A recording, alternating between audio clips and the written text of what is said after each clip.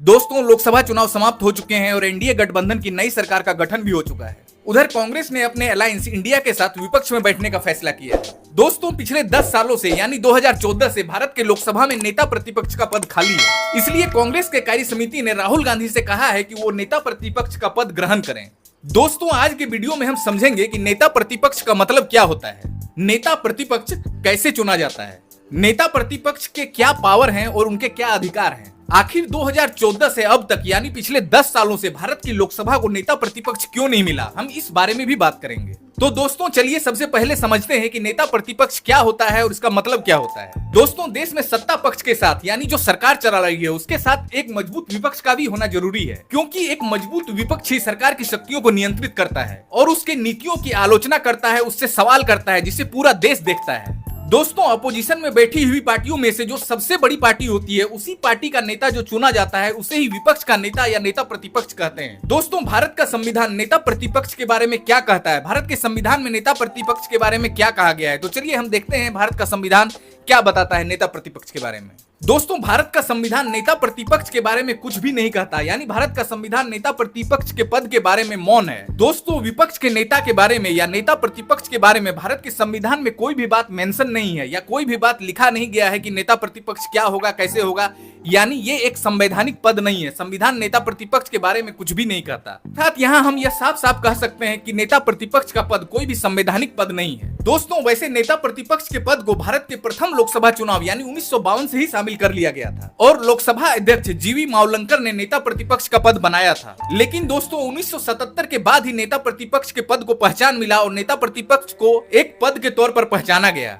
दोस्तों, 1977 का एक्ट ही नेता प्रतिपक्ष के बारे में हमें पूरी जानकारी देता है। इसी एक्ट में बताया गया है कि नेता प्रतिपक्ष को क्या अधिकार होंगे और उसे कितना वेतन मिलेगा। वर्तमान में नेता प्रतिपक्ष को 3,30,000 रुपए भत्ता के तौर पर मिलते हैं, जो कि एक अच्छा खासा रकम है, या हम यूं कह सकते हैं कि नेता प्रतिपक्ष का वेतन 3,30,000 रुपए होता है। इसके अलावा 1977 का एक्ट नेता प्रतिपक्ष को एक कैबिनेट मिनिस्टर के समान दर्जा देता है, यानी विपक्ष में रहते हुए भी नेता प्रतिपक्ष एक कैबिनेट के समान मंत्री का पद रखता है। इसके अलावा नेता प्रतिपक्ष को सरकारी आवास, सरकारी स्टाफ, गाड़ियां, ड्राइवर इत्यादि सारे कुछ दिए जाते हैं। दोस्तों, चलिए अब हम बात करते हैं कि नेता प्रतिपक्ष को कैसे चुना जाता है और इसके लिए क्या नियम बनाए गए हैं। दोस्तों, सबसे पहला नियम यह है कि नेता प्रतिपक्ष विपक्ष में बैठी हुई ऐसी सबसे बड़ी पार्टी से चुना जाता है जो सरकार में शामिल न हो, यानी सरकार को समर्थन न देती हो। चलिए इसे हम एक उदाहरण के द्वारा समझते हैं। वर्तमान में लोकसभा में सबसे बड़ी पार्टी बीजेपी है, जिसे 240 सीट मिले हैं और यह अपने सहयोगी दलों के साथ मिलकर कुल 272 का आंकड़ा पार कर रही है, जो सरकार बनाने के लिए आवश्यक है। इसीलिए बीजेपी पार्टी अपने सहयोगी दलों के साथ मिलकर सरकार बना रही है। दोस्तों, अब हम विपक्ष में बैठी पार्टियों की बात करें तो यहाँ कांग्रेस के अलावा अन्य कई पार्टियां हैं, लेकिन यहाँ कांग्रेस सबसे बड़ी पार्टी है। कांग्रेस विपक्ष में 99 सीटों के साथ सबसे बड़ी पार्टी है, तो इसी पार्टी से नेता प्रतिपक्ष चुना जाएगा, क्योंकि विपक्ष में जितनी सारी पार्टियां हैं उसमें से सबसे बड़ी पार्टी जो है वो कांग्रेस ही है और सबसे बड़ी पार्टी का नेता ही विपक्ष का नेता या नेता प्रतिपक्ष होता है। तो कांग्रेस पार्टी से ही नेता प्रतिपक्ष चुना जा सकता है। दोस्तों, यहाँ गौर करने वाली बात है कि विपक्ष में बैठी सबसे बड़ी पार्टी यदि सरकार का समर्थन करती तो उस पार्टी से नेता प्रतिपक्ष नहीं बनाया जा सकता था, यानी सरकार को समर्थन देने वाली पार्टी नेता प्रतिपक्ष नहीं बना सकती है, चाहे वो कितनी बड़ी पार्टी भी क्यों न हो। दोस्तों, चलिए अब हम देख लेते हैं कि नेता प्रतिपक्ष को बनाने वाली दूसरी शर्त क्या है, दूसरा नियम क्या है। किसी भी पार्टी को नेता प्रतिपक्ष बनाने के लिए पार्टी को लोकसभा के कुल स्ट्रेंथ का 10% सदस्य चाहिए होता है, यानी 10% सांसद उसके पास होने चाहिए। इसमें उस पार्टी के सहयोगी दल शामिल नहीं होंगे, यानी ये जो 10% सांसद होंगे वो उस पार्टी के अपने सांसद होंगे। दोस्तों, जैसे लोकसभा की वर्तमान में कुल सदस्यों की क्षमता 543 की है, यानी लोकसभा में कुल मिलाकर 543 सांसद हैं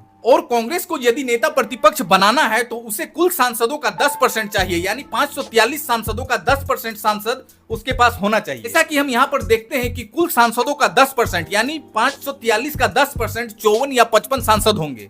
इसका मतलब है कि किसी भी पार्टी को जो विपक्ष में बैठी है नेता प्रतिपक्ष बनाने के लिए 54 या 55 सांसद आवश्यक होंगे। वर्तमान में कांग्रेस पार्टी के पास सांसदों की संख्या 99 है, यानी कांग्रेस नेता प्रतिपक्ष बनाने के लिए पूरी तरह से एलिजिबल है, क्योंकि इसे लोकसभा के कुल स्ट्रेंथ का 10% से अधिक सांसद है। दोस्तों, 2014 में कांग्रेस के पास मात्र 44 सांसद थे, जो लोकसभा के कुल स्ट्रेंथ का 10% नहीं है। इसलिए 2014 के लोकसभा को नेता प्रतिपक्ष नहीं मिल पाया। इसी प्रकार 2019 में कांग्रेस के पास कुल सांसदों की संख्या 52 थी और नेता प्रतिपक्ष बनाने के लिए आवश्यक सांसदों की संख्या नहीं होने के कारण वो 2019 में भी नेता प्रतिपक्ष नहीं बना पाई। तो अब आप समझ गए होंगे कि 2014 और 2019 में भारत को नेता प्रतिपक्ष क्यों नहीं मिला, भारत की लोकसभा को नेता प्रतिपक्ष नहीं मिल पाया। 2024 के चुनाव में कांग्रेस पार्टी को 99 सांसद आए हैं, जो कि नेता प्रतिपक्ष बनाने के लिए आवश्यक सांसदों की संख्या से काफी अधिक है। इसलिए 2024 के लोकसभा को नेता प्रतिपक्ष मिल जाएगा। दोस्तों, यहाँ गौर करने वाली एक और बात है कि यदि सरकार चाहे या लोकसभा स्पीकर चाहें तो 10% की संख्या वाला आंकड़ा पार नहीं करने पर भी,